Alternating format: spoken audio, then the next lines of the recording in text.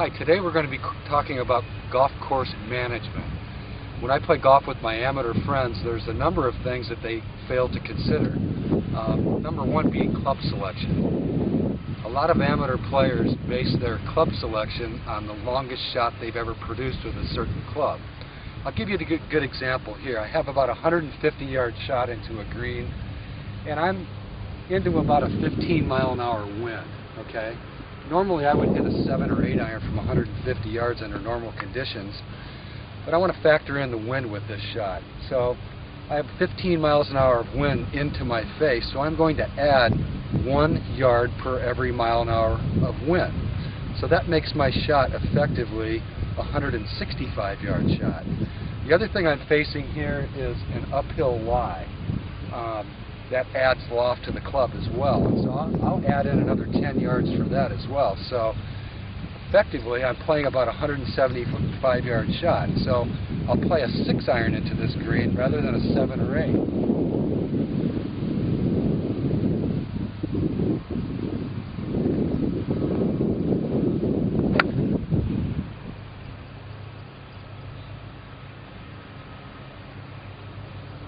That turned out to be about the right club. I'd like to talk about the teeing ground. We're on a par 3 hole here, and I'm allowed to tee the ball up anywhere within the teeing ground here between these two markers. What we have here is a par 3 with water to the left of the green. A lot of people will make this mistake of going to the far right side of the tee box to hit this shot. However, if I go to the left side of the tee box,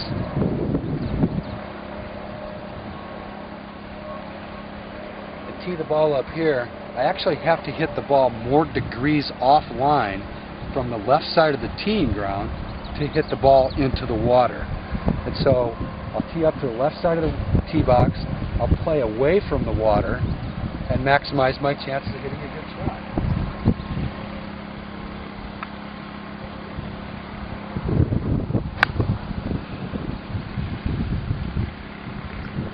Always remember to tee off on the same side as a hazard or any trouble that you might face on the golf course. I want to talk about club selection off the tee box. Here we have a situation where we have a short par 4 at about 225 yards out there. We have a 45-yard wide fairway. You get down to about 270 yards, the fairway narrows up to about 25 yards. It's a short hole, and I don't believe that the risk is worth the reward to hit a driver on. So I'm going to select a club that will go about 225 yards to the widest part of this landing area.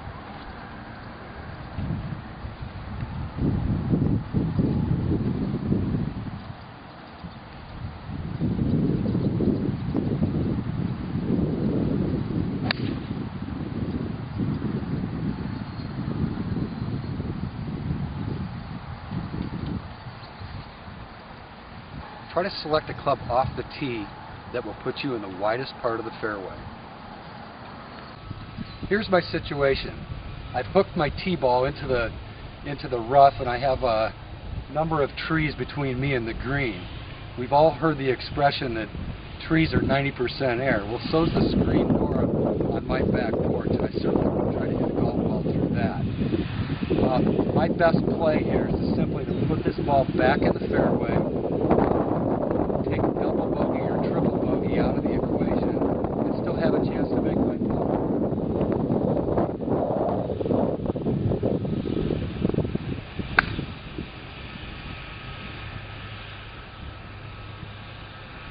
The ball is back in play, leaving myself a decent approach shot at the green.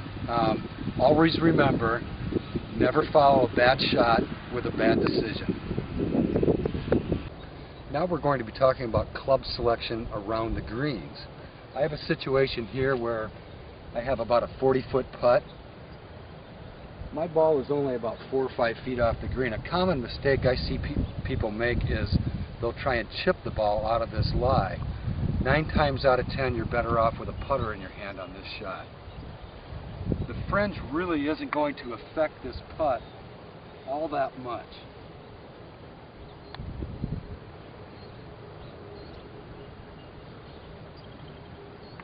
I could certainly do a better job putting from the fringe than I could chip. Moving on to another shot around the green, I have a ball in the rough here. My ball is only about 6 or 7 feet off the green, and I have about 30 feet of green to work with. So what club do we select? I have a 9-iron and a lob wedge in my hand. Rather than make the mistake of trying to use the lob wedge and fly the ball over halfway to the hole, I'm going to try and select a club where I can land the ball just on the green and let the ball roll to the hole like a putt. Okay? So the tee that I have placed in the green there represents the spot where I'm going to try to land the ball, and then I'm going to let it run the rest of the way to the hole.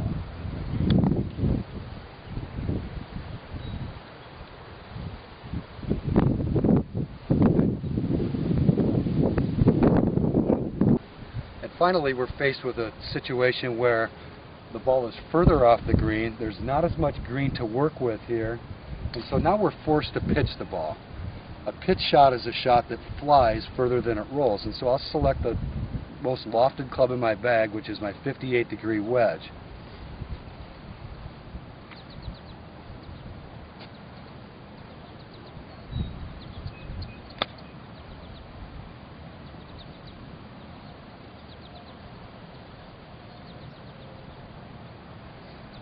A good rule of thumb is that you can generally putt the ball closer than you can chip, and you can generally chip the ball closer than you can pitch. So take what the course gives you, and if the opportunity presents itself to putt the ball off the fringe, you should do that.